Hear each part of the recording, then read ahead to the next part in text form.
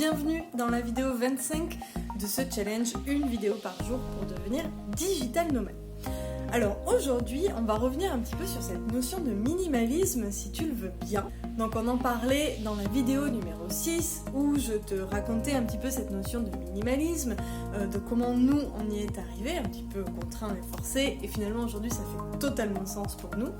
Et puis je te racontais également pourquoi et comment le digital nomade est finalement devenu un as du minimalisme. Parce que c'est un petit peu un lifestyle qui fait vraiment sens dans le lifestyle digital nomade.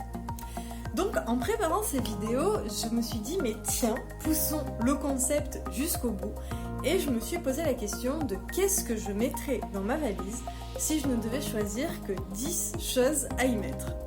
Bon, pour les 3 premières choses, il n'y a pas tellement de surprises. Ça va être mon ordinateur, mon smartphone et ma tablette de lecture. C'est vraiment les 3 choses dont je ne saurais me passer. J'ai même envie de dire, voilà, s'il n'y en avait que 3, même pas d'habits, rien du tout, ce serait juste ça. La 4e chose que je mettrais absolument dans mon sac, dans ma valise, ce serait mon cahier de notes où je note en fait tout ce que j'apprends dans mes formations. Je m'y réfère vraiment très souvent et c'est une des choses dont je ne saurais me passer. La 5e chose, ce sont mes chaussures de rando parce que clairement j'adore la rando, donc c'est une des choses que j'adore faire quand je découvre un nouvel endroit. Donc ça m'enquiquinerait de ne pas les avoir avec moi. La 6e chose, ce serait mon sweat à capuche noire.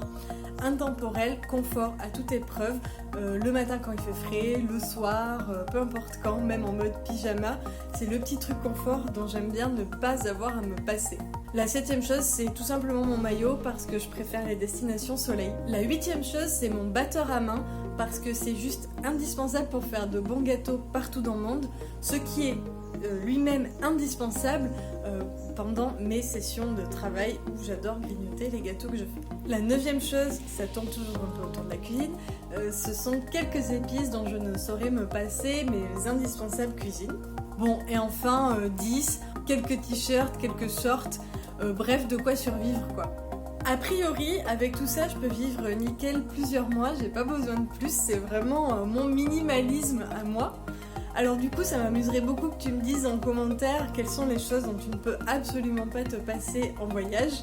En attendant, si la vidéo t'a plu, n'hésite pas à nous soutenir, ça se passe juste en bas de la vidéo. Et je te retrouve demain.